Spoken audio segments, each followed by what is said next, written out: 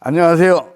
저는 21세기 경제학 연구소장이고요. 제 전공은 경제학이고 그중에서 특히 경제 병략에 많은 관심을 가지고 여러분과 여러 얘기를 나눠보고 싶습니다. 중국 경제가 지금 어떤 상황인가를 아시려면 중국 경제가 언제부터 어려워졌는지를 아셔야 돼요.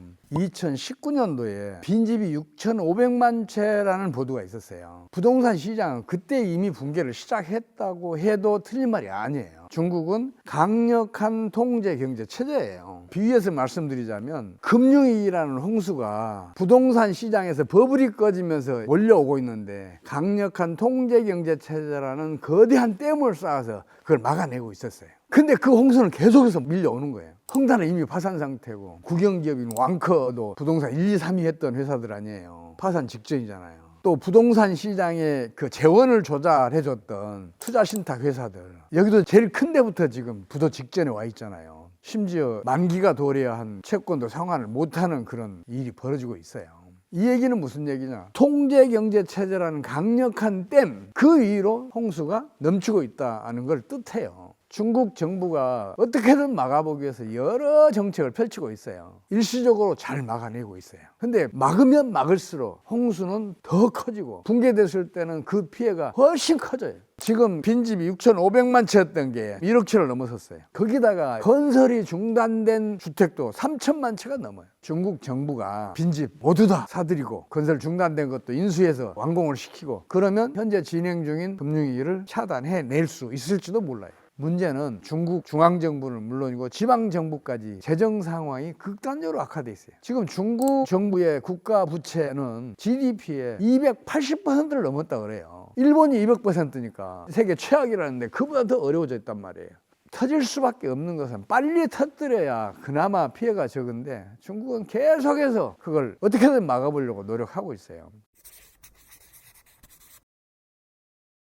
1960년대까지만 하더라도 필리핀은 우리나라보다 소득이 더 많았어요. 근데 지금 우리 10분의 1 정도밖에 안 되잖아요. 세계사를 보면요, 민주화 없이 경제 성장을 지속한 나라는 하나도 없어요. 민주화라는 게 경제 활동의 자유화를 의미하잖아요. 경제 활동이 자유롭게 되면 당연히 경제 성장도 높아질 거 아니에요. 반면에 선진국이더라도 민주화가 후퇴라면 그 나라는 반드시 쇠락했어요. 독재 국가이더라도 민주화가 진행되면 경제가 번영을 시작한다니까요. 중국이 그랬잖아요. 개혁개방 정책을 통해서 경제 민주화라도 강력하게 밀어붙였잖아요. 그래서 오늘날 경제 성과를 거두게 했단 말이에요. 근데 시진핑이 집권한 이후에 어떤 일이 벌어졌어요? 성장은 계속 떨어졌어요. 정치 민주화는 물론이고 경제 민주화도 후퇴를 하고 있어요. 그런데 어떻게 중국 경제가 살아날 수 있겠어요?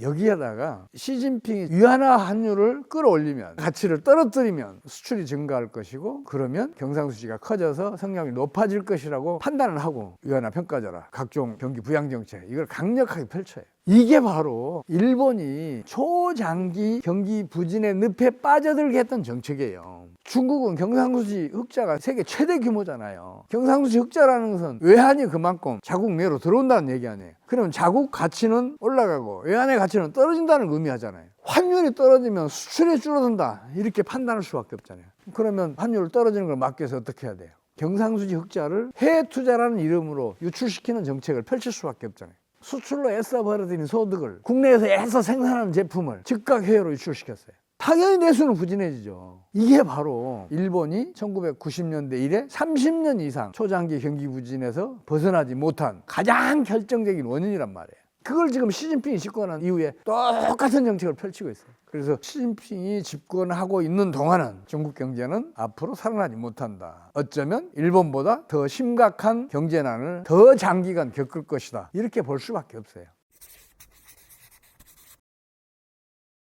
기업은요, 어느 한 문이 닫히면 반드시 다른 문을 열어요. 중국이 한한령으로 우리 한류를 차단하니까 일본 시장, 동남아 시장 더 적극적으로 개척했잖아요. 미국을 비롯한 미주 시장, 중남미 시장까지 포함해서 또 유럽 시장, 인도를 포함해서 서남아시아 시장, 중동 시장, 심지어 아프리카 시장까지 개척해내잖아요. 기업은 망하기 때문에 강해요. 망하지 않기 위해서 필사적인 노력을 기울이면서 강해져요. 중국이 아무리 심각한 경제난에 빠지더라도 저는 우리 기업들 믿어요.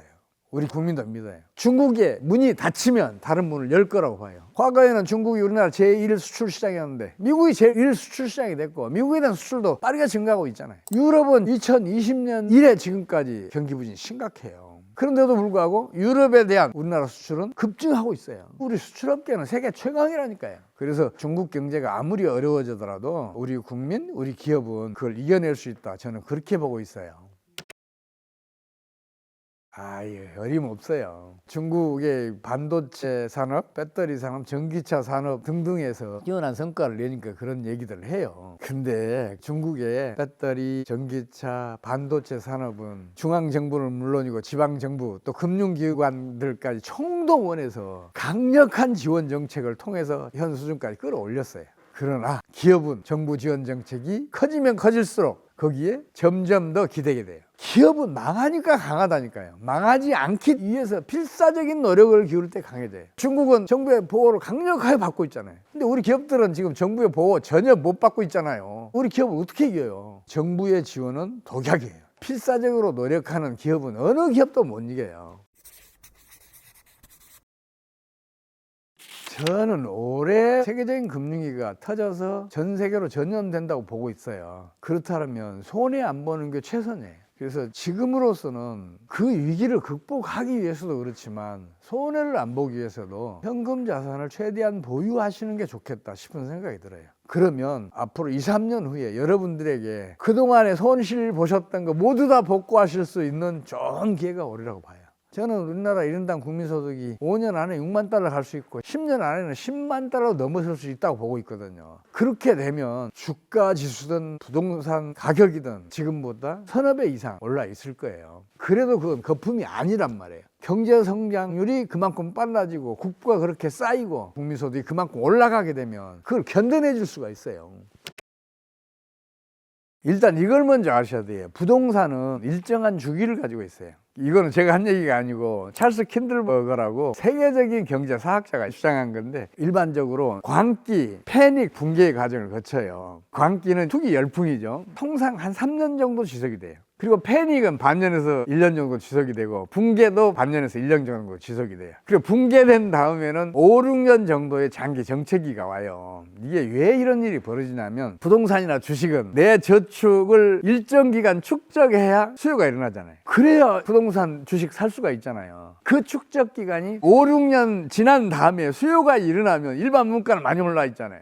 그래서 부동산이나 주식은 상대적으로 빠르게 올라가요. 그러면 이제 2, 3년 더 저축해야 할 사람들이 더 저축해봐야 그 가격 상승을 못 따라가니까 큰 빚을 내서라도 부동산 투자, 주식 투자에 참여를 하게 돼요. 무슨 얘기냐면, 미래 수요가 현재로 넘어왔다는 얘기 아니에요. 그럼 미래 수요가 현재 수요가 합쳐지면 수요가 배가 되니까 그야말로 이제 투기 광풍, 광기가 벌어지는 거죠. 이게 수요의 시간 이동이에요. 근데 이건 지속 가능성이 없어요. 왜냐하면 미래 수요가 현재 수요로 넘어왔으니까. 그럼 어느 기간이 지나면 수요가 사라진 때가 올 거 아니에요. 그러면 패닉이 생겨요. 거래량도 줄어들고 가격도 떨어지기 시작하면 경제 내에 유동성이 수축되는 일이 벌어져요. 유동성이 수축이 되기 시작하면 신용 파괴 원인을 작동을 시켜요. 신용 승수배만큼 경제 내에 유동성을 수축을 시켜요. 그러면서 붕괴가 와요. 유동성이 뒷받침해주지 못하니까 부동산이든 주식이든 오른 만큼 올랐다, 이게 꺼지게 되는 거죠. 이 거품이 꺼지는 현상이 벌어지는 거죠. 최근 우리나라 부동산 주기를 보면 2018, 19, 20 특히 광풍 불었어요.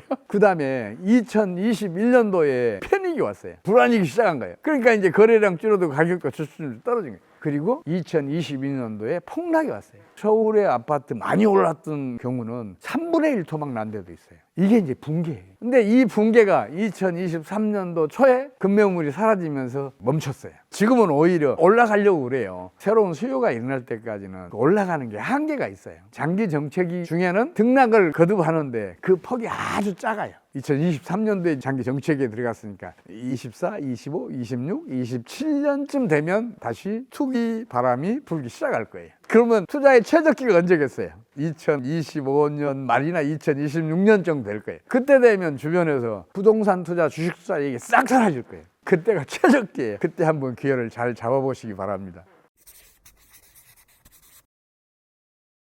비트코인은 한마디로 정의하자면 도박코인이에요. 비트코인은 앞으로 영원히 법정 통화를 대체할 수 없어요. 국가 경제를 안정화시키는 가장 근본적인 정책은 통화 정책이에요. 통화 정책이 안정적으로 유지돼야 비로소 국가 경제도 안정적으로 성장할 수 있어요. 중앙은행이 필수란 말이에요. 근데 비트코인은 중앙은행에서 관리를 못해요. 통화의 역할을 하기 위해서는 가치 저장 수단의 기능도 가지고 있어야 되고 거래 수단의 기능도 가지고 있어야 돼요. 통화의 기본적 기능을 몇 가지 말씀드리자면 신발과 옷의 가격 비율이 얼마다 뭐 이런 거 있잖아요. 거래 비율을 확정해 주기도 해요. 거래 단위로서의 기능이 있단 말이에요.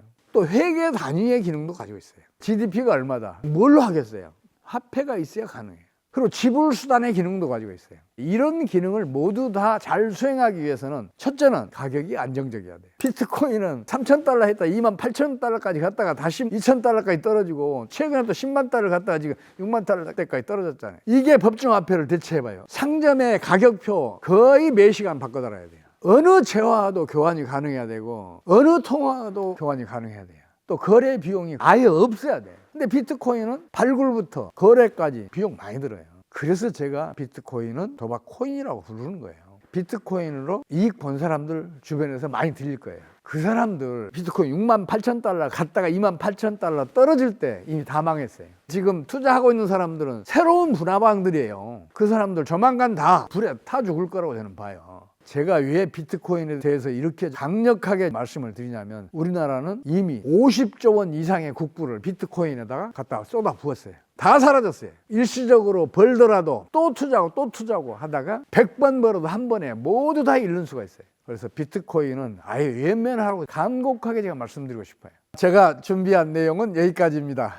내용이 유익하셨다면 구독과 좋아요, 알림 설정 제발 부탁드립니다. 감사합니다.